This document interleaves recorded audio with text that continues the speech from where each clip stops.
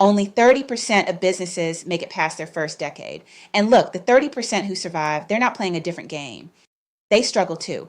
The difference is they know how to navigate three predictable business stages: startup, growth, and maturity. And they put systems in place while they're still manageable, not after everything's already broken. If you're a founder trying to figure all of this out, hit subscribe.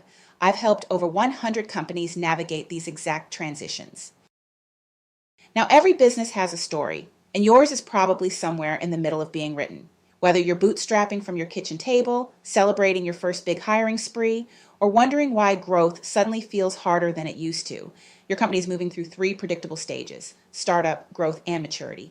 And here's what's interesting: understanding exactly where you are in this journey isn't just helpful, it's crucial. Every stage has different rules, different traps, different opportunities.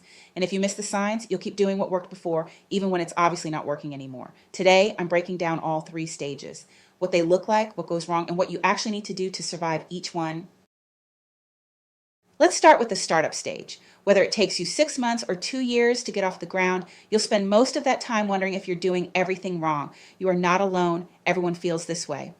The reality is, startup is basically an expensive experiment. You're literally paying to figure things out as you go. You're burning cash on your first hires, figuring out what customers actually want, all while bringing in barely enough revenue to keep the lights on. You are now the CEO, head of sales, customer service rep, and the person who fixes the printer when it jams.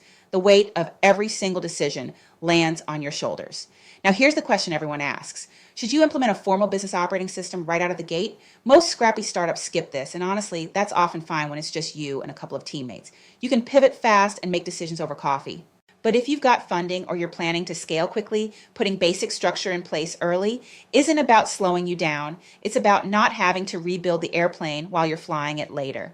Think simple systems that grow with you, not corporate bureaucracy that kills your startup energy. And whatever you do, don't try to DIY this part. When you consider what chaos costs you, missed opportunities, talented people getting frustrated, your time pulled in too many directions, hiring a BS expert pays for itself pretty quickly. Besides, there are enough things to figure out on your own without adding BS expert to your already impossible job description. Quick question before we move to growth. Which stage is your business in right now? Drop a comment. I read every single one. Now, let's talk about growth. Congratulations, you survived startup. Now, welcome to growth, where success creates a whole new set of problems you never saw coming. When growth kicks in, it's intoxicating. Sales are climbing, customers are multiplying. You're finally seeing real revenue and profits. You might even believe you figured this whole business thing out.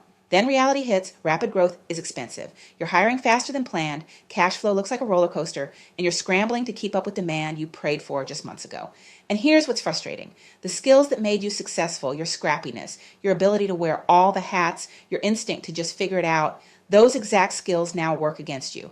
And just when you think you've got it handled, the growth engine starts to sputter, markets saturate, competitors notice your success, and those beautiful growth curves start to flatten. Welcome to the shakeout phase. It's not personal, it's just business math. Here's what some founders do wrong: they wait until they're drowning in chaos to implement real systems. Picture this: you can't find important documents. Information is lost in your CRM. Your team doesn't know who's responsible for what. Conversations feel productive in the moment, but somehow leave everyone more confused than when they started. And your brilliant strategic plans, they die somewhere between conception and execution. Sound familiar? The smart move is building your operating system while things are still manageable. Not after everything's on fire. Think of it as installing guardrails before the mountain road gets dangerous, not after you've already gone over the cliff.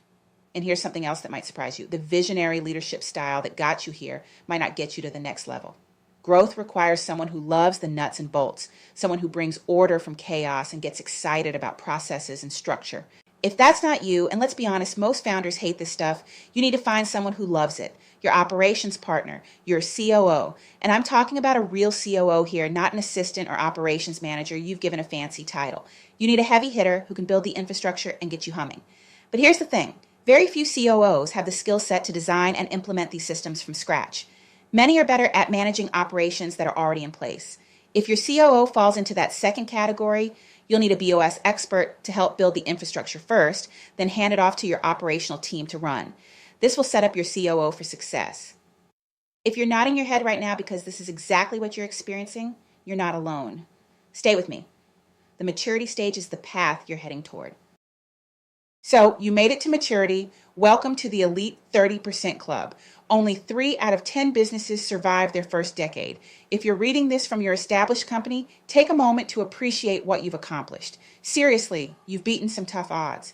But here's where things get interesting and a little scary. Maturity isn't a destination where you get to coast. As Betty Davis said, getting old is not for sissies. Maturity is actually a crossroads where you'll face one of 3 paths. Path number 1 is sustained momentum. These are the companies that figured out how to stay hungry even when they're well fed. They've built a BOS that actually works, not just fancy org charts, vague policy manuals, and ineffective processes for performance tracking, but real operating systems that help them adapt, innovate, and stay ahead of the curve. Here's what's beautiful about these businesses. The founder can finally focus on big picture strategy while his COO handles the day-to-day execution. It's like having a well-oiled machine that runs itself while you're designing the next version. Path number 2 is stagnation. This is where a lot of good businesses slowly die. Everything feels fine on the surface. You're profitable, customers are happy enough, employees show up. But underneath, things aren't quite clicking. People are in roles that don't fit. Your systems are held together with duct tape and good intentions. And innovation happens about as often as leap years. The good news? Stagnation isn't a life sentence. Some owners are perfectly happy running a lifestyle business that pays the bills and doesn't demand 60-hour weeks.